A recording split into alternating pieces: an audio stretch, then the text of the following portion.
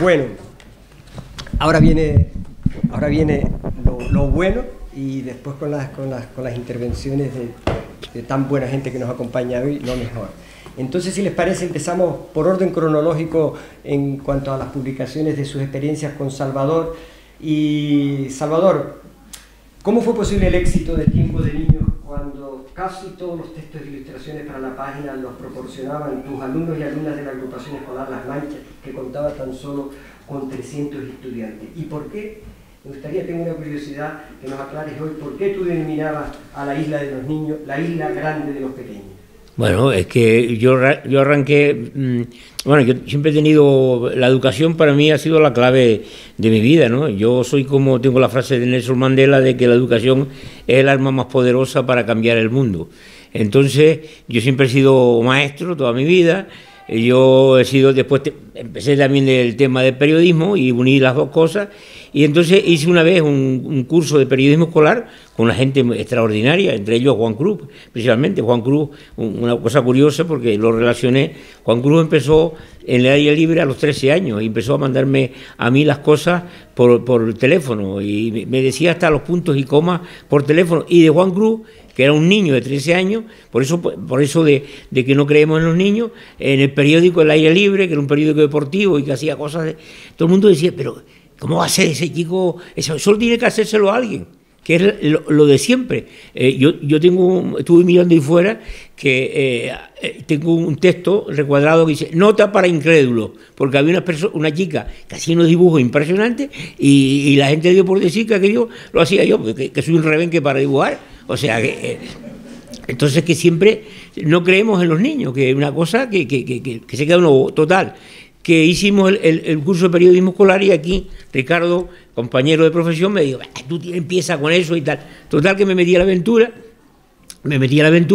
y estuve en 97 números, y estuve en el periódico La Tarde, que era un periódico que dirigía, bueno, aquel drago de muchas raíces que era Alfonso García Ramos, que era periodista, escritor, después político, en fin, una persona de una cultura extraordinaria. Y bueno, pues allí me metí y estuve durante un tiempo haciendo eso. Me daba trabajo, bastante trabajo, porque yo estaba en la agrupación escolar La Mancha. No confunda La Mancha con Las Manchas está en Santiago del Teide y La Mancha está en Ico, bueno, el Empalme, dicen los icoderos.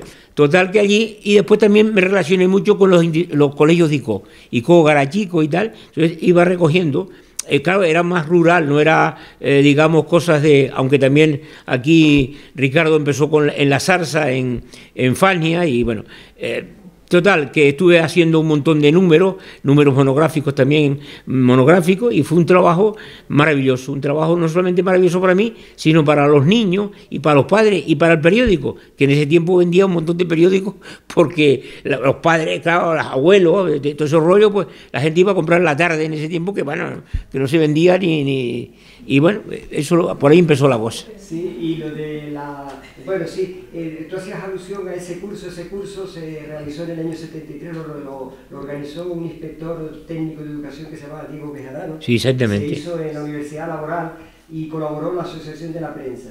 Y destacados ponentes como Ricardo Asidón, Juan Cruz, Alfonso García Ramos, Ernesto Salcedo, sí, el propio Ricardo García. Efectivamente. Te quería también preguntar eso, pero bueno, ya lo has comentado, y qué influencia pudo tener ese curso. Salvador, mira, tú eres un admirador de la poesía.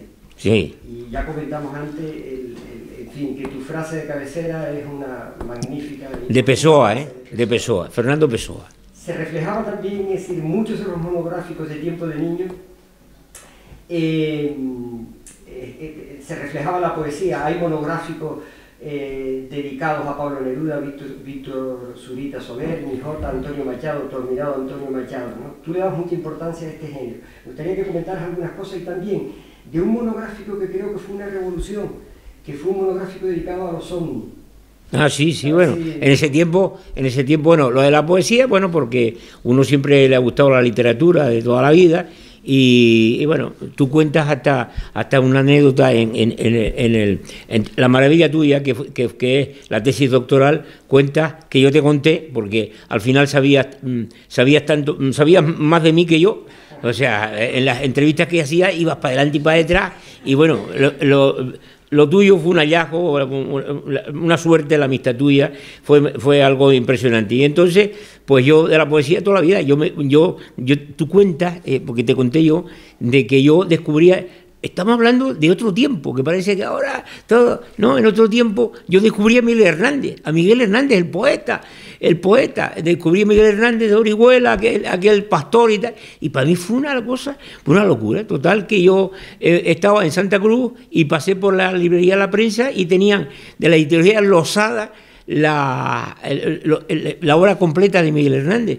Total, que yo tenía 800 pesetas que me habían pagado en el aire libre, que era mi sueldo, el aire libre, y fui y las empleé, y tuve que venir caminando de Santa Cruz a la cuesta, pues no tenía más nada, sino caminando a la cuesta para venir, porque tenía una tía allí, y esa tía me daba dinero para irme yo para La Guancha, que era mi pueblo, ¿no? Y de ahí empezó la afición a la poesía, y bueno, pues... Y lo de los ovnis, pues esa locura que había en la televisión y tal, con el rollo ese que nadie se creía de los ovnis, y eso llegaba a todos lados, porque en la televisión, que había 2 cadenas, pues fíjate tú lo que hacía, pues tenía un programa dedicado a los ovnis y parecía que estaban allí, y entonces los niños pues se expresaban, y fue un número dedicado a eso. Sí. Bueno, yo también tenía una pregunta, pero te me adelantaste antes, sobre la nota para los incrédulos, porque tu página sufrió los mismos males que sufrió bueno, los niños, que era una sociedad realmente incrédula y que no se podía imaginar una sociedad sin libertades, y que los niños y las niñas de esa época se pudiesen expresar, entonces les chocaba. Entonces tuviste que escribir un comentario editorial titulado Nota para los incrédulos. Te voy a hacer ahora una pregunta y después seguimos charlando. Antes de pasar con Ricardo, también se la haré a Ricardo, y sería: ¿por qué mueren estas experiencias? En el caso tuyo, la de Tiempo de Niño, y también una pregunta que también la dejamos aquí en el aire, a ver si luego entre todos los presentes la resolvemos. ¿Sería posible hoy en día, en la prensa canaria actual, una experiencia como La Isla de los Niños, como Tiempo de Niño, como Tobogán, como El Día por los Niños? Sería, yo estaba leyendo también en lo mío ahí, es decir, en esta sociedad de WhatsApp y tal, pues esto es complicado. Estamos en un mundo en que todo es la imagen y todo es rápido y tal, pero lo tengo aquí escrito, A leer se aprende leyendo, y a escribir escribiendo. Está claro. Es decir, yo tenía obsesión porque los chicos leyeran. Yo he dado clases desde primero hasta la segundo de la ESO. El año pasado me operó una alumna mía de una operación importante. Me operó una alumna, fíjense ustedes, una alumna que tuve 3 años, y me operó ella. O sea que el caso es que yo tenía obsesión porque los chicos leyeran temprano. Yo siempre había leído que John Fitzgerald Kennedy leía no sé cuántas palabras por minuto. Y yo hacía en primero ya avanzado, y en segundo hacía concursos de leer rápido, a ver quién leía más rápido. Y ahí con tiempo, ¡pam! Venga, ahora otro, tal. Y después les creaba eso de leer. ¿Sabes lo que es leer? Leer te da una libertad que no puede ser, que la gente, yo soy un lector infatigable de toda mi vida, y entonces crea una sociedad distinta, la educación, la libertad en la cabeza. Yo creo o no creo en el lector, en el autor. En fin, podríamos seguir hablando. Sí, yo soy peligroso. Vamos a seguir. Bueno. Vamos a seguir, porque tú decías que me dedicaste unas palabras elogiosas, y Salvador, la suerte que yo he tenido en que Aurora y tú se cruzaran en mi vida, eso no tiene precio. De ustedes he aprendido, es decir, de personas a las que la vida les ha preparado celadas tan duras, que hayan salido adelante de la forma que han salido, que sean un ejemplo para miles y miles, y desgraciadamente, Salvador, la aportación tuya al periodismo que sea tan desconocida, pues me parece una injusticia, y también es algo que tendremos que inventar. Ricardo García Ruiz. Exactamente. Que aquí es el hombre. Yo creo, bueno, Ricardo García Luis, pues, en fin, si empezásemos a hablar de lo que es Ricardo García Luis, pues tendríamos aquí, estamos horas y horas hablando de sus publicaciones, lo que ha aportado a la investigación histórica. En fin, Ricardo García Luis es coautor de uno de los éxitos, que seguramente el segundo éxito más editorial aquí en Canarias, El fogueo de Vallehermoso. Pero bueno, Ricardo, ¿cómo es posible que en los años 70, tú trabajando en la Zarza, cuál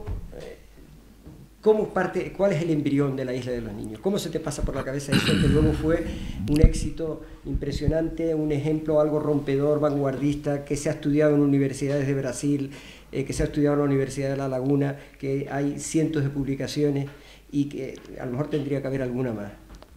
Bueno, es un poco... Yo siempre he creído en la palabra, que puede ser leída, ¿no?, que está escrita por otra persona. Entonces yo siempre a los chicos recuerdo cuando yo llegué a la Zarza tenía exactamente 21 años. 21 años. Y el día del libro yo llegué a una escuela que no era una escuela, era una casa vieja, que no es lo mismo. Entonces esa escuela no tenía luz, no tenía agua, no tenía váter, nadie la limpiaba, sino nosotros, yo la limpiaba yo, y allí no había libros, sino había el Foro de los Españoles. El Foro de los Españoles es un asunto franquista, ¿no?, que hicieron un cachotomo allí, que algún maestro dejó olvidado por allí, pero allí no había ningún libro. Y entonces yo, por ejemplo, para que supieran lo que era el libro, cuando llegó el día del libro, aunque apenas ganaba para sustentarme, pero bueno, yo he sido muy austero y en la cuestión del dinero nunca le he puesto mucho asunto, ¿no? Y entonces, pues, me vine a una distribuidora y fui al sótano abajo, cogí y compré un libro para cada uno de mis alumnos de la Zarza. Y los llevé y el día del libro pues le entregué a cada uno un libro para que empezara su biblioteca. Porque algún día hay que empezarla, ¿no? Se empieza con un libro. Yo he hablado con alguno de ellos ya mayor y eso, y le he dicho, bueno, el libro ya ese se perdió, ¿no? El libro aquel que les di, el primer libro, cuando tenía yo 21 años. Y dice, no, lo tengo. O sea, quiere decir, eso fue para ellos un impacto, ¿no? O sea, su profesor les regala un libro, ¿no? Un libro. Ya hay una obligación casi de leerlo, ¿no? Porque claro, si me lo regala el profesor no será para arrimarlo por allí, ¿verdad? Y luego yo, pues, metí el teatro porque el chico y la gente mayor normalmente le cuesta mucho expresarse públicamente, ¿no? Entonces el teatro es una cosa donde tú tienes que enfrentarte con la gente. Quiero decir, aquí tienes que hablar, hay un texto, hay que aprenderlo, hay que ensayarlo, no sé qué, y luego tal. O sea, gente timidísima, que se quedaba la gente asombrada, los mismos vecinos, ¿no? Pero ¿cómo esta chica hace este papel? Porque yo tenía un grupo de niños y un grupo de adultos de teatro. Entonces, el que quisiera, pues participaba, no era nada obligado ni nada. Y claro, el tema del teatro era muy importante. Nosotros recorrimos prácticamente desde Igueste de Candelaria hasta la parte de Arico, todos los pueblitos pequeños, sobre todo las medianías, y en la calle. No era un teatro, a veces había algún local, pero era raro, ¿no? En ese tiempo no había apenas locales. Y otra cosa que metí era el ajedrez. Esto del ajedrez sí que fue una cosa interesante y entonces, pues, bueno, yo quería que aprendieran a jugar al ajedrez porque agiliza mucho la mente y eso. Pero claro, no teníamos dinero, el Estado no daba un duro. Era una escuela unitaria, yo tenía todos los niños del pueblo, y el Estado parece que dice, viven del aire, ¿no? O sea, se las arregla.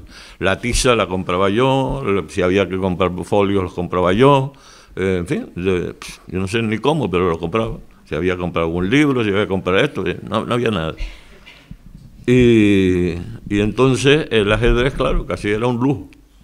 Entonces fui y pregunté lo que costaba el ajedrez. Entonces encontré un ajedrez que me encantó, de pasta. Lo tengo todavía. O sea, el ajedrez ese lo tengo. Ha pasado por generaciones, mi hijo, ahora mi nieto, ¿entiendes? O sea, cada uno pues sigue jugando al ajedrez, con ese ajedrez. Y el ajedrez entonces era un caballo, una torre era una torre, una reina era una reina, el rey era un rey. No es como las fichas estándar, ¿no?, del ajedrez, sino que, vamos, el peón era un peoncito, un pequeñito, el alfil era más mayorcito, en fin. Y el tablero era carísimo. Valía casi el doble que el tablero que las piezas. Y entonces, claro, yo no tenía apenas tampoco dinero. Y entonces, además, de una forma psicológica, si tú lo compras tú y lo llevas tú, pues se queda arrimado por allí. Yo hice la siguiente propuesta a los chicos. Miren, esto es un ajedrez, pero tienen que poner cada uno un duro de esa época. Estamos hablando de los años 66. Y bueno, entonces cuando traen un duro, no valía el conjunto de los duros, no daba para comprar las fichas. Yo tuve que poner más, pero bueno. Pero le hice creer que no, que con ese duro el ajedrez era colectivo, de la colectividad de la clase. Quiere decir, ellos eran dueños del ajedrez. Y como pasaba con los libros, si tú eres dueño de un ajedrez que te ha costado un duro cada uno, pues lo vas a usar. Porque si lo está arrimado por allí, a lo mejor lo cogen o no lo cogen. Pero si es mío, o sea, le hice creer que era de ellos. Entonces ellos empezaron a jugar al ajedrez. Ganamos todos los campeonatos escolares. Eso estaba en la montaña allá arriba, pero el colegio alemán, por ejemplo, que es un referente y un colegio magnífico y todo lo que quiera, pues nos tocó con el colegio alemán. Entonces vinimos nosotros a la ciudad juvenil. En ese tiempo estaba la ciudad juvenil de la Falange. Y entonces me alertaron, eran 4 tableros contra 4 tableros, pero me alertaron de que había un chico del colegio alemán que su padre, pues era un hombre que tenía en la sala un ajedrez de esos fijos como una mesa, ¿no? Y jugaba con su hijo, y bueno, que era un genio, ¿no? Yo no le puse importancia y tal, porque yo siempre he confiado en los chicos, ¿no? Yo no le daba consignas ni nada, ¿no? Sino ellos jugaban allí. Y con aquel ajedrez, el tablero lo hicieron ellos, ¿eh? El tablero, como era caro, le dije, mira, esto no hay dinero para esto. Y entonces ellos lo pintaron con rotuladores, ¿no? Lo trazaron con los escaques, y luego negro, blanco, lo pintaron y tal, y ahí es un tablero de cartón, ¿entiendes? Ese era el tablero con el que aprendieron a jugar. Y naturalmente que, bueno, volviendo a lo del colegio alemán, pues nada, estaba el presidente de la federación, recuerdo, de ajedrez de aquí, de esa época, y se quedó asombrado. El pobre chico se fue llorando, el padre jugaba con su padre, ¿no? No porque le hicieran nada, sino porque la persona que jugó, un individuo que vivía en una cueva de tosca, con la parte de arriba impermeabilizada, una roca, no sé qué. Vivía como, vamos, después escribió en La isla de los niños más adelante. Sí. La historia del chico sería larga, ¿no? Ricardo, lo dejamos. No lo dejamos pero quiero decir que en ese contexto, ahí es donde tú imaginas La isla de los niños. Claro. Hay un hecho trascendente también, precisamente pasado el lunes 20 se celebra, creo, el Día Internacional de los Derechos del Niño y de la Niña. Sí. Eso fue algo también que te marcó a ti, que marcó La isla de los niños. De hecho, hay un monográfico dedicado... Hay 3. 3 monográficos. 3 monográficos dedicados a los derechos del niño. En uno de ellos se recogen todos los derechos del niño, toda una página, como aquí los niños no pintaban nada, pues para que supieran que sí pintaban, porque es reconocido por la ONU, ¿no? Bueno, pero eso es algo que te marcó a ti y tu trabajo. No, es que yo cogía cosas de la actualidad. El Congreso Nacional de Madrid de Teatro, yo fui y hice una página luego monográfica. Quiere decir, yo estaba con la actualidad. ¿entiendes? O sea, estaban los monográficos, estaba la actualidad, estaba la cosa literaria, estaba el dibujo, estaba la publicidad, que se te olvidó eso, es interesantísimo y novedoso. E incluso una revista me pidió algunas publicidades de niños para ponerlo en una revista. Me lo pidió Juan Pedro Ascar. Hizo un trabajo y la revista no la publicó porque dice que eso los minusvaloraba a los entendidos en publicidad, ¿entiendes? Porque los niños hacían una publicidad honesta, perfectamente, por ejemplo, una jaula para grillos. Eso es una cosa surrealista, una jaula para grillos. Ricardo, pero pone las características, que es dura, que es fuerte, y al final pone una nota, por favor saque al grillo a pasear, ¿no? Que tiene derecho a hacer. O sea, quiere decir, eran unas cosas de una humanidad tremenda. Ricardo, coméntanos algo de las greguerías. Las greguerías pues salió casi porque estudiamos poesía, leíamos desde Lope de Vega, Antonio Machado, por supuesto, una de mis páginas favoritas de la Isla de los Niños, aunque me gustan todas o la mayor parte, es una cosa que yo le puse una poesía de Bertolt Brecht. Bertolt Brecht, que era un tío importantísimo. El sastre de Hull, un poema y tal, que era de un sastre que quería volar y no sé qué. Entonces yo lo escribí en la pizarra, que no era muy grande, ¿no? Y les dije, les di un papel blanco y les dije, pongan la interpretación que el poeta, ¿qué es lo que quiso decir el poeta con el poema? Es un ejercicio fuerte, ¿no? La interpretación, ahora, terminada la interpretación, ¿qué sientes tú al leerla? Sensación. Y luego dibuja algo relacionado con la poesía, grafismo. Y entonces la página se titula Interpretación, Sensación y Grafismo. Es una página, para mí, inolvidable, es extraordinaria, de las mejores que... mucho no se ha hablado de ella, pero yo hombre, luego veo La Mujer, veo montones de cosas. Y la greguería, pues, estaba dentro de diversificar. Nosotros escribimos hasta novelas policíacas. La novela policíaca aparece ahora, la negra, ¿no? De eso. Pues en la Isla de los Niños se hizo una página con la novela negra, escrita por los niños.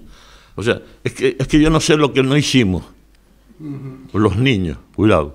Sí. Lo que no hicieron los niños, porque claro, también como pasa con el compañero Salvador, pues decían que lo hacía yo. Y yo digo, debo de ser un genio para escribir, pintar, dibujar, hacer poesías, hacer no sé qué, y llenar toda una página, porque el día era una sábana que ahí sí, se puede ver. Y entonces, claro, es que eso es absurdo, porque además están todos los pensamientos. Ustedes leen Cómo nace un niño, y uno dice algo sensato, pero otro dice un disparate tremendo, el otro no sé qué. Quiere decir, no hay comedera de coco de nadie, cada cual dice lo que piensa y lo expresa y se acabó. Ricardo, ¿cuándo te das cuenta tú que esto iba en serio? Quiero decir que ya tú empiezas a notar que determinados poderes fácticos... De entrada, desde que empezó. Desde que empezó. Y ojo, si se fijan en la página de estas tres que las traje yo, es la única página que yo, o una de las pocas páginas que he visto que salía semanalmente y no dice quién la coordina. ¿Quién la coordina, no? Que la gente cuida mucho eso, ¿no? Para aparecer arriba, ¿no? Todas las semanas ahí y tal. No, yo nunca aparecí. Escribí algunos pequeños, no ese de Cómo nace un niño, que lo escribió otro, pero muchos, algún comentario breve, alguna cosilla. Por cierto, es decir que el dibujo de la Isla de los Niños es de autoría de Juan Galarza, quien... Sí, es Galarza, sí, padre. Juan Galarza, padre, hizo esa cabecera, que es lo más bonito que yo he visto en mi vida. Conseguí su teléfono, pero no pude localizarlo para invitarlo. Bueno, no, porque creo que, no sé si Juan Galarza padre vive o es un hijo, porque también hay un Juan Galarza hijo, ¿no? Cuidado. Mira, y una cosa que me parece interesante, porque cuando me lo contaste de esas cosas que me llevó a lo blando, el día que tú llegaste al periódico con la intención de llevar las composiciones de los niños para el siguiente número y te notifican, que te lo notificó don Ricardo Acirón, que la página se cerraba. Bueno, coméntanos porque me parece muy interesante. bueno, fue como si han leído El extranjero de Camus, ¿no? Pues a mí me pasó como el individuo que está paseando por la playa, ¿no? El protagonista. O sea, no entendía nada. No entendía. Una página que todo el mundo, aunque yo no apareciera mi nombre, pues era inevitable que algunas personas supieran, algunas, no muchas tampoco. Pues yo no llevaba aquí un carnet de identidad de eso. Y entonces, pues, recuerdo que salí del día en la calle Buenos Aires, Avenida Buenos Aires, salí hacia arriba, era un día de un sol espléndido, pero muy, muy fuerte, ¿no? Y yo era como un zombie que salía del día y no sabía si ir a mi casa, que era cerca, o qué hacer. Y me puse a caminar, recuerdo que caminé por el puente Galcerán para allá y fui a parar a la Plaza Ireneo González. Y allí cerca vivía una compañera. Entonces digo, bueno, ya que llega hasta aquí voy a ir a visitarla. Nunca la había visitado ni había estado en aquella casa. Pero fui, quiere decir, estaba disparatado. Disparatado porque eran 5 años de trabajo, ¿no? Que entendía yo que había sido benéfico en todos los sentidos y que sin darme explicaciones, porque yo entiendo que con razones vamos a cualquier, yo voy a cualquier lado, o sea, yo acepto lo que decía antes José Luis, el director me dice un día, mira, esta página me puede traer problemas y tal, fuera, si se le va, yo no estaba para crear problemas, estaba más bien para solucionar problemas, ¿entiendes? O sea, como coordinador. Como coordinador. Yo he puesto, por ejemplo, voy a decirles para que ustedes vean la poca manipulación que había. Una vez me llegó era de Arico, un texto de un niño de 14 años. Y decía esto, me llamo, vamos a suponer, no me acuerdo bien, Juanito. Tengo 14 años y estudio en Arico. Ya está, firmo, ya está. Y yo lo publico. O sea, pero hay una vaciedad tan grande. Es que es importante no solo ver lo positivo, sino también con 14 años y tú escribes para un periódico y dices, Ricardo, me llamo así, tengo 14 años y no sé qué. Mira, no entendía nada. Ese día que te comunican que se cierra la página, tú tenías material por lo menos para 50 o 60 páginas. No es que tuviera material, luego, tenía hechos ya 50 páginas, hechas. Bien, luego alguno de esos materiales... Yo no me expliqué cuando hablamos y tal. Hechas, habían 50 páginas. Yo era un tío, como tenemos vacaciones y cosas así, pues cogía y yo me gustaba no ir al día a día, como dicen Simeone o para el Atlético, ¿no? O otro. Bueno, no, sino que yo digo, y si me pongo malo o si tengo alguna incidencia, alguna cosa, pues 50 páginas, que a veces tenía 50 páginas hechas, pero hacía otra porque la actualidad mandaba. Sí, decía Ricardo que luego al final, con parte de ese material, da lugar luego a otras de las experiencias que yo considero que habría que estudiar en profundidad, que es el periódico Echeide que tú haces en el colegio que eras director. Y ahora aprovechamos este inciso también para dar paso a lo que decíamos. Aquí hay uno que hacía las portadas, todas las portadas aquí. Hay un chico, un hombre, que hacía todas las portadas de la primera época de Echeide. Sí, porque ahora, magnífico. Ahora decía que yo creo que ahora viene lo mejor y tenemos aquí, nos acompaña, que yo sepa, y me van a disculpar porque estos son los momentos en los que uno mete la pata para dar pie. Efectivamente, aquí nos acompaña, está con nosotros Jorge Sosa Campos, un niño ilustrador, fue niño de la Isla de los Niños, gran ilustrador de ese periódico luego que se trasladó al colegio de Ricardo y que hoy en día es un pintor con gran reconocimiento que hace exposiciones internacionales. Con poco reconocimiento. Y que tiene, en fin, ya lo empieza a tener y lo va a tener. Pero también nos acompaña en esta noche aquí en la sala Toñi Galván, que es periodista de Antena 3, creo que es redactora jefe, y fue niña escritora en una de las experiencias en Tobogán y en el Día por los Niños. Nos acompaña Suso Díaz, niño escritor también, profesor de la universidad. Recientemente le han concedido un premio importantísimo, un premio de poesía. Nos acompaña también Vicente Zapata, que fue niño escritor, no sé si exactamente en alguna de estas experiencias, pero sí en un periódico de instituto importantísimo. Nos acompaña Rosa Felipe, que también fue niña escritora. Rosa, Sí, ¿verdad? Bien, y también quiero citar aquí a algunos otros niños de los miles que escribieron en todas estas páginas, a los que le pude hacer algún seguimiento, y que es una de las líneas que quedan ahí para ver cómo el participar en una experiencia de esta de periodismo y expresión libre infantil de alguna forma también te puede, digamos, marcar el futuro, ¿no? Carmelo Rivero Ferrera, el director del periódico El Día, empezó a escribir con 14 años en el periódico en la Isla de los Niños. María José Alemán Bastarrica, periodista. Sonia Galdón, periodista. No sé en qué medios trabajan exactamente, algunos son de gabinetes de comunicación. Cristina García Barreto, una poetisa que vive en Madrid. Ricardo del Castillo, productor de teatro. Lorenzo Santana, María Candelaria González Dávila, Elena Lara, Juan Ramón Figueroa, Antonio Rizo, Zenobio Acosta, estos últimos, el núcleo de niños escritores y creadores de la Isla de los Niños. Jorge Sosa Campos, que ya hemos nombrado, Salvador Brito, Juan Manuel Chávez, Eugenio Delgado, Eduardo Gutiérrez, Alfredo Medero, Fernando Cañadilla. También es importante citar maestros, enseñantes que hicieron una labor, yo creo que impagable, de difusión de la expresión libre, muchos de ellos inspirados en esta experiencia de los años 80, surgen como los hongos después de las primeras lluvias, miles de experiencias en muchísimos colegios, periódicos magníficos.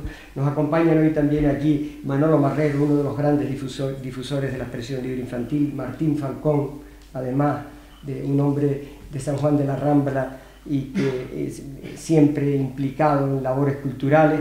Nos acompaña también Jovita Vargas, también de las pioneras, ¿verdad? Tere Felipe.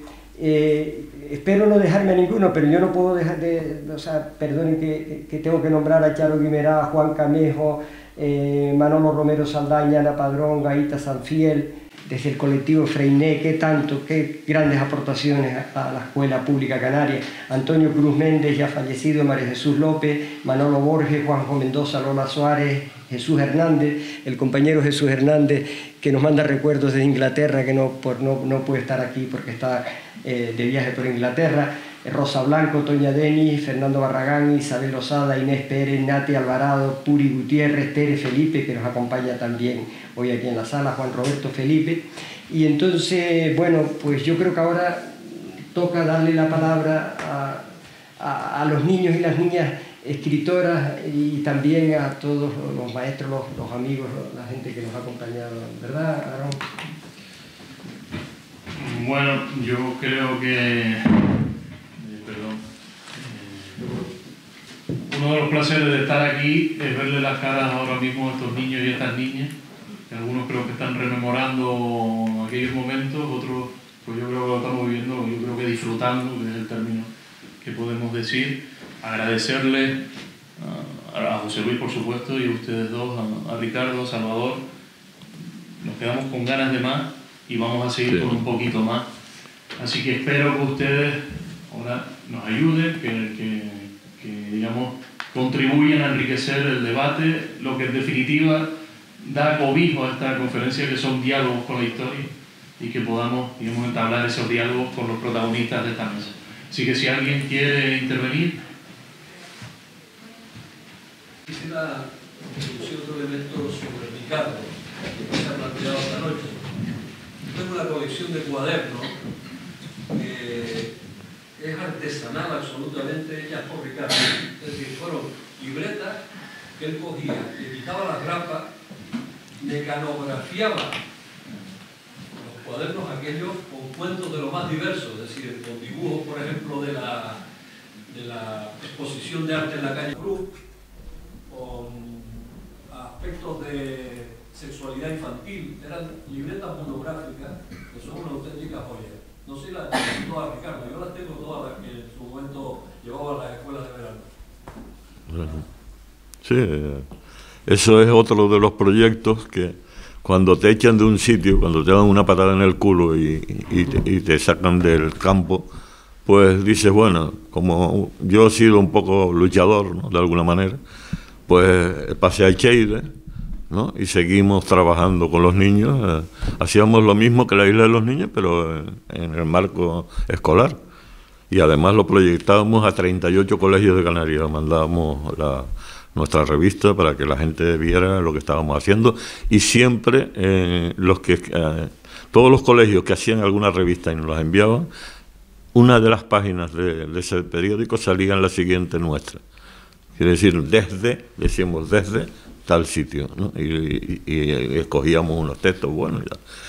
Y lo de los cuadernos, pues bueno, eso también es que nace porque en los años 80, ¿qué ediciones había? Quitando aquí la voluntariedad de Benchomo, por ejemplo, ¿no? De la editorial Benchomo, pero vamos, pero casi era, yo recuerdo de ir a una imprenta con él, y entonces a veces en la imprenta hacen cortes, ¿no? Y entonces queda un trocito de debajo, ¿no? Entonces ahí se hacía un libro, ¿no? Porque nos lo regalaban, o sea, no nos costaba el papel, hacíamos verdaderas cosas. Y entonces yo estuve dando en las escuelas de verano, quitando 2 o 3 años que hubo ahí unos malos entendidos, ¿no? Bueno, porque bueno, yo siempre he sido también muy independiente, muy a mi aire, ¿no? ¿Entiendes? No sé si eso es bueno o es malo, no sé. Yo me cumplía lo que yo decía que hacía cursillos de prácticas artesanales de impresión. Y entonces, pues, a partir de eso empezamos a hacer los cuadernillos. Porque aquí veo gente que me aparecía con poesía, como tal, gente joven, gente no sé qué, pero no tenía dónde publicar, no tenían currículo, no tenían nada. Y entonces, pues, empezamos a hacer cuadernillos. De distintos aspectos, hicimos de poesía, hicimos de narrativa, hicimos de historia, hicimos de folclore, ¿entiendes? Por ejemplo, uno que ha tenido mucho éxito es Pepe Urbano, el de Fagni.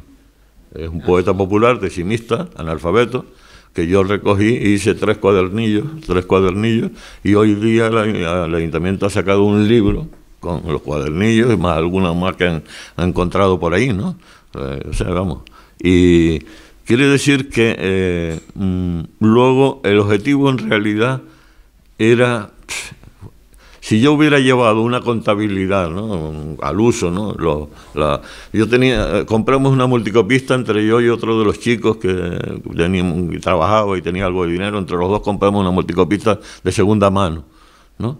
Y luego compramos también una máquina de carro largo para meter los clichés apaisados, ¿no?, para poder hacer 2 páginas de una vez. Y luego, pues nada, o sea, empezamos a sacar números. O sea, yo recuerdo que el primer número era Poemas para lo descompuesto. Se titulaba el número 1 de los que saqué. Y entonces yo no sabía cómo hacer un libro, ni nada, nunca me había metido en eso. Pero le dije al chico, era un poema de unos 11 poemas, le dije, oye, vente, donde tenía yo la multicopista y tal, ¿no? Y una mañana apareció, como a las 9, a las 8, a las 9, y empezamos a hacer los clichés, empezamos allí. A las 11 o 12 ya teníamos el libro hecho. Lo grapamos, tú me entiendes, la portada la hicimos de cartulina, clichés electrónicos para poner fotografías en las portadas, dibujos y tal. Y sacamos, era una prueba, a ver si salía un libro, y salía bien, salía muy bien. Sacamos 135 ejemplares, recuerdo. 135, pues no sabíamos nada, nosotros no sabíamos. Y era el día de la víspera de Reyes del año 80. Y entonces le dije, oye, mira, como el poemario es tuyo, ¿no?, pues los derechos de autor, yo siempre, cuando era gente que así joven y tal, los derechos de autor era darle los libros que los vendieran, ¿entiendes? O sea, los vendieran, ¿verdad? Y entonces nos pusimos debajo de la prensa, en una esquina yo y él en la esquina de enfrente. Era la víspera de Reyes, mucha gente por la calle del Castillo, ¿no? Nos desplazamos allí, vendimos los 135 ejemplares a 25 pesetas. 25 pesetas. Bueno, el tío se sacó unas 14.000 y pico pesetas de aquella época, ¿no? O sea, lo contamos en el monumento abajo en la Plaza de España, allí, estaba contando las monedas allí, ¿no? Y yo digo, bueno, pues ese es tu dinero. Y salió el experimento bien, al ver que salía bien, pues venga, el 2, el 3, el 4, el 5, y sacamos casi un centenar de libros. Llegó a tener 64 páginas. 64 páginas artesanalmente, todo hecho a mano. Eso tiene mérito, ¿eh? O sea, el trabajo ese en la gente no se hace ni una idea. El horror era hacer la narrativa, que había que hacerla primero un borrador para que saliera la parte derecha, recta. Y entonces había que corregir, por ejemplo, hacía las columnas y ponía aquí doble espacio, aquí un espacio, aquí un medio espacio, para que compaginara. No había cortar y pegar. Mira, era una cosa de locos. Solo se le puede ocurrir a una mente de un romanticismo total, ¿no? Porque era una cosa romántica total. Yo gozaba de verlo a los chicos jóvenes entusiasmados. Ellos se incorporaron luego, me ayudaban a las tiradas y todo, porque era su trabajo, ¿no? Empezaron a valorarlo, ¿no? Aquí quien no ha valorado eso nunca es la sociedad. Tú no puedes coger una década completa, dedicarte a hacer cuadernos para la cultura, ¿no? Y que nadie lo nombre nada. Cuando veo gente que ha sacado a lo mejor una vez una revista, un número, pues le hacen facsímiles, le hacen no sé qué, todo el día nombra para acá, nombra para allá. Yo no quiero nada, no quiero nada, pero bueno, pero ahí está una colección de esas. Bueno, la colección esa, el precio es incalculable hoy día, ¿no? Porque no hay nadie que haya seguido ni una página de los niños, quitando las excepciones aquellas, ¿no? Que dura un poco. Nadie ha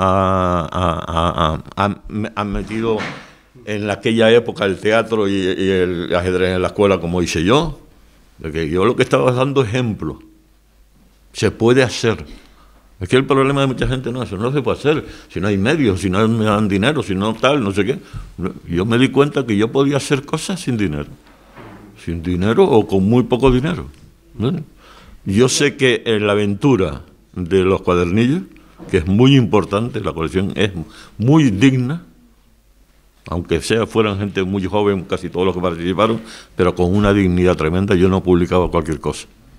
Yo lo leía y, bueno, si tenía un listón, lo ponía tal, un mínimo de calidad, ¿no? No iba a gastar tiempo, dinero, tal, para nada. Ricardo, si te parece, para ver si... Haz lo que quieras.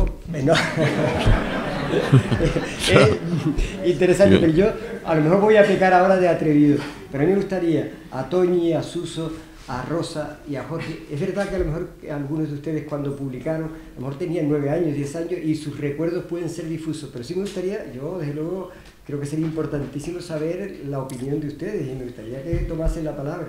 Y perdonen si soy atrevido. Bueno, en mi caso, que soy yo, gracias a José Luis por descubrirnos estos textos que en mi caso, por ejemplo, yo desconocía, yo no sabía que estaba escribiendo para un periódico, nunca lo supe, yo escribía en el colegio y por ti me enteré que mis textos se publicaban. Gracias al profesor que tuve en ese momento, que era Aurelio, y gracias a todos los profesores, que eso los quiero agradecer porque yo estaba en una escuela muy rural, muy humilde, y bueno, la labor de ellos fue muy importante para despertarnos, no sé, la imaginación, la fantasía, la escritura, el amor por la lectura. Y uno de los textos, además, lo tengo aquí porque me lo copié. El mío fue un relato muy chiquitito, muy sencillo. Lo voy a leer porque, bueno, era una niña de 8 o 9 años, yo he venido hoy con mi hija que tiene 10 y es que la mira, digo, era más pequeña que ella todavía, ¿no? Entonces casi hasta no me reconozco, pero cuando leí el texto dije, este texto es mío, y no recuerdo ni siquiera haberlo escrito, pero sí que en él de alguna manera me encontré reflejada. Se titulaba El zapatero y las zapatillas de cristal. Érase una vez un zapatero que hizo unas zapatillas de cristal, pero nadie las compraba. El pobre zapatero se sacrificaba, pero no conseguía nada. Una vez una niña las vio, se enamoró y las compró. El zapatero... A ver, que se me va aquí un poco. El zapatero, alegre, se las dio. Pasó una semana y la niña volvió llorando y triste. El zapatero le preguntó que qué le pasaba y la niña le dijo que se la habían roto. El zapatero hizo otras y las dejó hasta el día siguiente. Y por la noche apareció un hada y con una varita mágica las tocó para que no se rompieran nunca más. Por la mañana la niña las fue a buscar y las cogió. Se le cayeron de nuevo, pero esta vez no se le rompieron. La niña, muy alegre, se fue a su casa. Yo tenía eso, 8 años, está firmado con mi nombre, y después descubrí en esos textos que, bueno, en la misma página se publicó el de un compañero del aula que se llama Pascual, yo no sé más de él, y era un niño muy avispado y me leí, más cortito todavía, y me hizo muchas gracias porque era el barco de guerra. Era un barco de guerra y su capitán era un señor que soñaba en batallas. Un día que estaba en mitad de la guerra mundial, tuvieron una batalla contra un acorazado. El capitán, que había soñado con una batalla parecida y cómo le gustaba la guerra, pensó que debía ganar. En esto, una bomba le cayó en su barco y se hundió.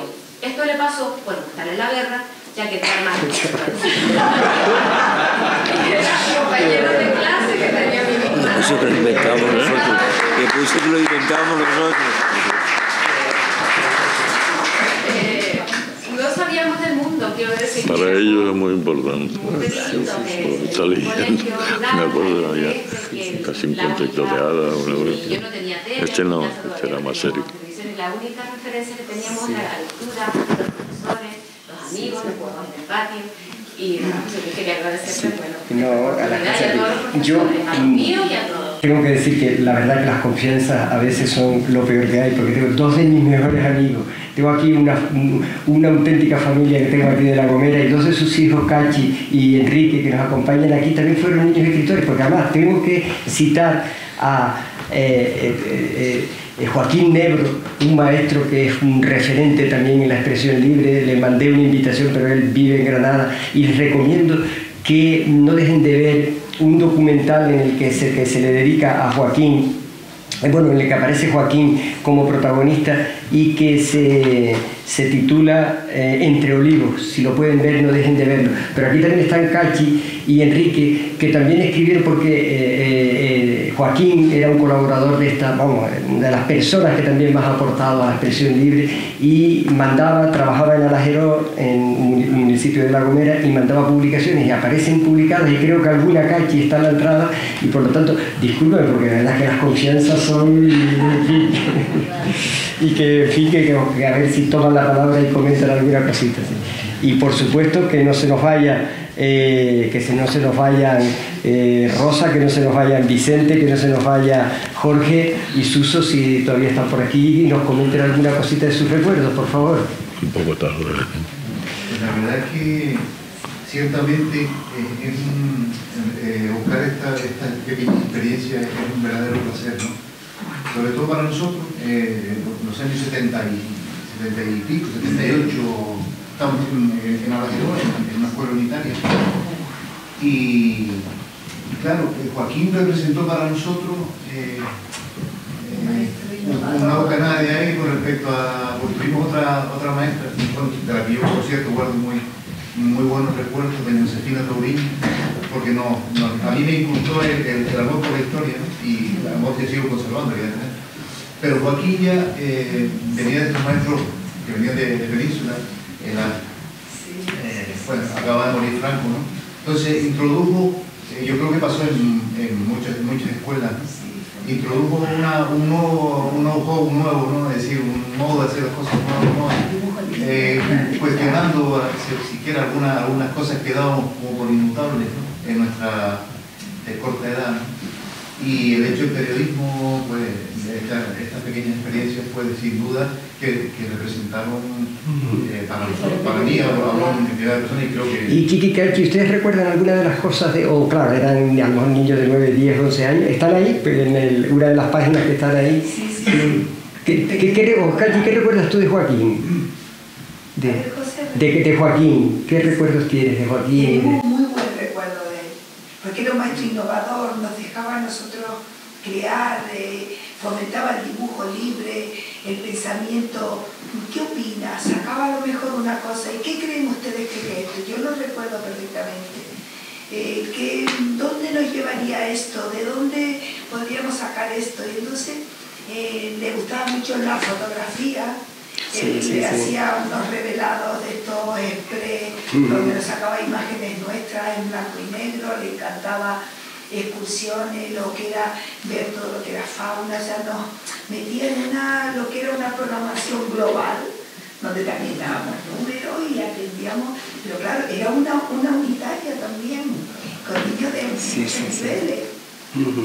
Y claro, bueno, tenemos muy buen tiempo. Entonces hizo un pequeño periódico escolar. Yo recuerdo perfectamente y me sorprendió José Luis cuando entré y lo viste. Sí. Donde estábamos qué bueno. Y niños así también de nuestra edad, ¿no? Como era, no sé si para tener Rafael, lo que leí. Se podía vislumbrar capacidades de, bueno, a ese nivel, ¿no? De luego muy incipiente, pero que igual cualquiera de esos niños, de esos niños y niñas, pues igual podían haber, bueno, la mayoría, algunos conseguimos hacer carrera universitaria, pues otros no, pero evidentemente en ese entorno rural pues se vislumbraba ese talento que se podía plasmar ahí. Y Rosa también, que vivíamos en un pueblo pequeñito y nos acercaba todo lo que nosotros no podíamos, pues a la escuela, ¿no? Para que los niños pensáramos y descubriéramos cosas dentro de esa pequeña escuelita, pues sobre todo en las texturas, las témperas, los materiales. Me acuerdo que hacíamos unos collages con telas, con muchas revistas, hacíamos unas composiciones a las que él le daba pues muchísima importancia por equipo, y la verdad que estaba muy bien. Muchas gracias, Jorge. No te podemos dejar marchar. Claro que yo tuve la suerte de ser alumno de Ricardo. Ha sido maestro y amigo y compañero, pues somos amigos y bueno, conocer a Ricardo y después de venir, pues yo me acuerdo, me tocó en quinto. Después de pues, colegio de barrio, pues nosotros cuando él ya estaba en el colegio Rosario, y pues ahí estábamos, pues, y yo venía, claro, en aquella época pues los maestros pues, bastantes que te habían tocado, me habían tocado pues bueno, bastante deprimente, y de repente le llega a Ricardo un balón de oxígeno que cambió, dio la vuelta a todo, ¿no? O sea, que te daba la vuelta y una experiencia, bueno, era hacíamos en clase, bueno, nos hacía trabajar a tope. Aunque parezca mucha presión infantil, aquello era, trabajábamos mucho. Pero me acuerdo, bueno, hacer teatro en clase, saltando, jugando en clase, hacíamos teatro, todos los días escribíamos y contábamos, y claro, de repente aparecía, cuando eso, pues claro, yo tampoco en aquel momento sabía que él coordinaba, porque nunca hablaba de eso, ¿no? De repente aparecía algo tuyo en el periódico, en la isla de niños, porque claro, la veíamos. Y claro, para un niño de barrio, de repente verte en el periódico El Día, pues era mira, estar aquí, ¿sabes? Como era algo muy importante. Sí, es que teníamos, bueno, pues, había maestros que te decían, tú no vas a llegar a nada, porque estábamos en el barrio, era muy duro. Había, no me acuerdo, muchos, es decir, bueno, ustedes ustedes no van a llegar a nada. Aquí, claro. Y eso era bastante duro. De repente, pues claro, llegó Ricardo, bueno, Ricardo la etapa también cuando es director y cambia el colegio, y el colegio tiene una edad de oro, se puede decir, porque tenemos la biblioteca, el periódico, fundamos el periódico Cheide, que aquello fue una revolución. El laboratorio, el comedor desapareció y se convirtió en un salón de actos, que allí se organizaban conciertos de rock, teatro, se hacía de todo, o sea que fue un gran cambio. Y entonces, claro, la pena es que la isla de los niños se cerrara en aquel Y Jorge, momento. el tú empezar a desarrollar tu creatividad en esos periódicos, las portadas magníficas que hacías de Leche, ¿tuvo algo que ver luego en tu vocación como pintor? Claro, cuando se te valora y se valora lo que hace, eso claro, eso te marca. Porque de todas formas después ya los cuadernillos pues colaboraban. Yo cuando Ricardo mucho yo ya me había ido al colegio, sí, hemos llegado a seguir colaborando y trabajábamos cuando necesitaba ayuda, pues y seguíamos colaborando. O sea que eso claro que me marcó bastante, claro. Hizo 25 portadas de los cuadernillos. Estás soplando aquí, Ricardo, que llegaste a hacer 25 portadas luego de los cuadernillos. Por cierto, los cuadernillos sí, también, sí. Por cierto, Ricardo, en esos cuadernillos colaboraba también alguien que es hoy en día un periodista de bastante renombre y ahora recientemente nombrado jefe de prensa del Ayuntamiento de La Laguna, ¿no? Sí. Alfonso. Pero él lo niega, Pero él lo niega. Isaac de Vega, Ignacio Gaspar. Sí, efectivamente, sí. Isaac de Vega escribió, Víctor Ramírez, en fin, o sea, gente conocida, porque en un momento determinado, hacia la mitad del proyecto, yo me di cuenta que para arropar a los jóvenes hacía falta también publicar a los reconocidos.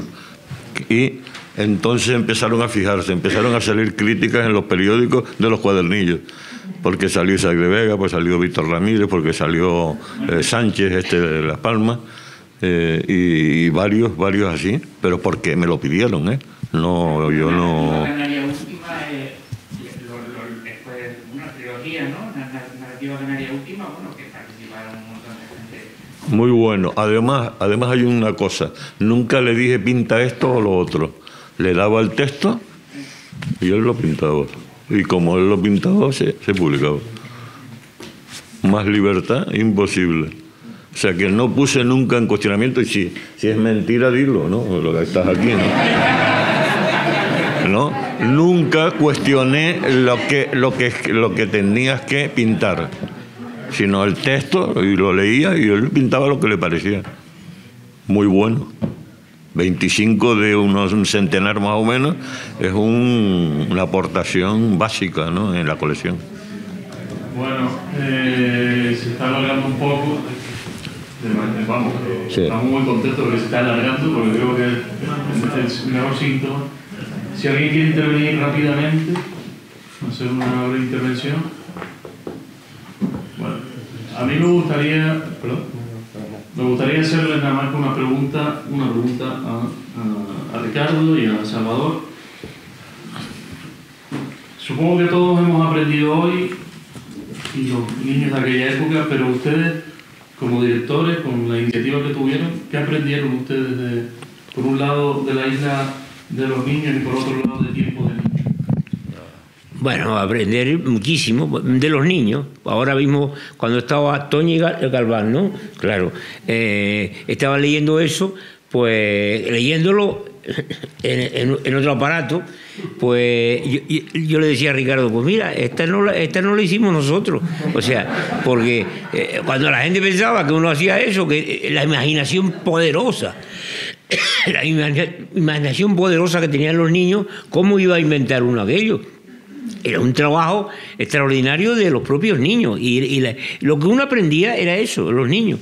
¿Cómo se podría hacer en esto hoy? Pues yo tuve una experiencia después también de periodismo escolar, y es que aquí en el Camino Largo, yo hice en el Camino Largo un periódico que se llamaba El Camino Siempre es Largo, y después hice otro que se llamaba, y después después me jubilé en el Cabrera Pinto, donde había hecho el ingreso, me jubilé en el Cabrera Pinto, y hice un periódico que se llamaba El Punto y Seguido. Y ese periódico hicimos 3.000 ejemplares, porque era un periódico de 44 páginas, 44 páginas, un periódico total, con 44 páginas, que se vendía a 200 pesetas y poníamos ya euros, y los chicos dicen, eso no llegamos. Y fue una experiencia maravillosa, porque hicieron todo, yo trasladé la experiencia de un periódico a ellos. Eran un director, una directora, una chica, redactores jefes, todo un periódico absolutamente, y lo hacían ellos. lo hacían ellos. El editorial, por ejemplo, del El Punto y Sin Perseguido, lo hizo un chico que se llama Fernando Cañadilla, que hizo después no sé cuántas carreras, que está por ahí, por el mundo entero, que se ha recorrido el mundo, porque además me echa la culpa a mí siempre. Yo he viajado tanto, culpa tuya, porque yo le daba geografía e historia. Y bueno, yo en ese aspecto era terrible para eso. Y Fernando siempre, eso escribió él solo, y yo le decía, tú tienes que escribir el editorial. Y se encerró y se escribió el editorial, y después lo reunimos como todo el grupo, que éramos 40 personas, lo reuníamos, y el editorial es algo portentoso, claro, aquel chico que se quedaba uno acojonado, porque aquello era un fuera serie. ¿Y cómo lo hacía yo? Pues escribía mejor que yo. O sea, que eso es lo que aprendí, que los niños, y ven, el mundo actual, pues como un mundo tan audiovisual y tanto de tal, no sé, pero en fin, yo creo que para adelante, para atrás no vamos, sino para adelante. Lo mismo puedo casi usar las mismas palabras que ha usado él. Casi todo lo que he aprendido en la vida, lo he aprendido de los niños. Y además lo escribí en un artículo en Diario de Las Palmas, donde decía cómo había llegado yo a ser articulista en Diario de Las Palmas. Llegué a ser articulista, tuve muy mala fortuna, no tuve un profesor, casi todo el mundo tiene un profesor que lo ha marcado, ¿no? Que un referente, un profesor o profesora, ¿no? ¿Entiendes? Pero yo no. O sea, me tocaron una gente mediocre, me aburría, me lo pasaba mal, ¿no? Y entonces, claro, ponía en el artículo donde suplí yo al profesor en la literatura. Yo leía como un descosido desde los 4 años. Desde los 4 años no he parado hasta la actualidad de leer. Y entonces ponía... No he tenido ese referente, ese profesor, pero he tenido la bondad de 2 o 3 profesores, que también yo la valoro mucho, que sean bondadosos y no leñeros, ¿no? Por ejemplo, estamos hablando de una época distinta a la actual, ¿no? Todavía se daba leña. Y entonces, claro, ponía la lectura de libros no programadas, quiere decir, ¿no? Yo me metía en las librerías, buscaba, me iba a la Sonora, la famosa Sonora, allí hasta me detenía ya el don Juan, mira, aquí tengo un libro para usted, me lo daba y tal, me lo compraba, me lo leí, me lo empapaba, ¿no? O sea, he sido un lector, es una de las frustraciones que tengo. Me hubiera gustado haber apuntado los libros que he leído, desde el primero hasta el último, pero como no lo hice porque no me imaginaba yo que me fuera a dedicar yo a eso, pues, pero que yo por ver la cantidad de libros, sé que es inmensa, ¿no? Pero no lo puedo demostrar. Y ya digo, y lo de los niños es lo que les estoy diciendo, es básico. Hay que ponerse a su altura, no creernos mejores que ellos. Yo he visto a los profesores que yo me he ido de las clases. Yo, por ejemplo, entré una vez a hacer una consulta a una compañera, y miré a la pizarra y miré a las libretas de las niñas. La letra que había en la pizarra y la letra que estaba en todas las libretas de todas las niñas era exacta. O sea, las hacía a imagen y semejanza de ella. ¿Entiendes? Yo no. Yo siempre he usado, para evitar ese rollo, el papel blanco, el folio, cuartilla, ¿no?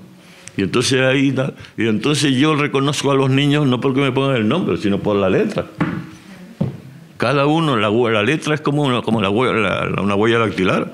Entonces yo sabía que uno era Roberto, que el otro era Juan, que el otro era, lo que sé, María, en fin, por la letra. Porque todas las letras eran diferentes. Yo no los hacía a imagen y semejanza mía. Siempre se lo decía. Dios nos libre, no, olvídense de mí, ¿entiendes? Yo estoy aquí de paso, ¿entiendes? O sea, pregúntenme alguna cosa. Montones de preguntas que me hacían. Las que eran sencillas, nunca las contesté. Búscalas. Yo quería hacer una reflexión importante y es el tiempo aquel. cuando Ricardo, que ahora lo voy a hacer yo en plan entrevista, cuando Ricardo decía aquello de la zarza, que le compraba libros a los chicos y que no sé, y digo, ¿qué sueldo tenía este hombre? Porque en el tiempo nosotros era pasa más hambre que un maestro escuela. O sea, era un mundo que pero bueno, ¿y este hombre de dónde sacaba ese dinero? Es la reflexión de un tiempo pasado. Cuando hablamos ahora que si Cataluña no sé qué, que si el franquismo y no sé qué, es que era un tiempo distinto, un tiempo pasado que los niños nuestros, sí, yo siempre se lo decía, aquí tengo un padre que yo tuve 2 alumnos maravillosos, es decir, a los chicos actuales había que hacerle una cosa, que vivieran el pasado, que hubiera una máquina que le dijera, un año vas a hacer que yo, por ejemplo, para bañarme tenía que cargar el agua. Y la luz, para mí, yo venía, cuando venía a esa tía que tenía y vio el chorro de agua que bajaba, y me quedaba, es decir, la luz, es decir, y soy uno que nació el otro día, o sea, la palabra gomo, que se ha perdido con la naranja, que antes se partía una naranja, en mi casa se partía una naranja y era de la gente rica, una naranja para 2, o sea, habría que buscar un tiempo en que le dijera, vas a pasar un año como aquellos tiempos, para que aprendamos, para que nos demos cuenta y valoremos el mundo actual, para que nos demos cuenta todo lo bueno que tiene. Es decir, el mundo actual para los niños y para todos, eso era una cosa de derechos y deberes, y de esfuerzo. Siempre dice Iñaki Gabilondo, dice que se aprende inglés en 10 días. ¿En 10 días? O sea, porque hoy aprender inglés en 10 días, no sé. Todo esto es codos. Todo esto es esfuerzo. Nada, la frase que yo siempre le decía a mis alumnos, que siempre me recuerdan y me ponen la cosita loca, nada cae del cielo. Todo tiene un esfuerzo y un trabajo. Y hoy se cree que todo viene de... Bueno, me enrollo. Pero quiero que se den cuenta esa reflexión. No, yo quería rescatar lo de Jorge, que fue alumno mío, que uso una palabra, nos hacía trabajar.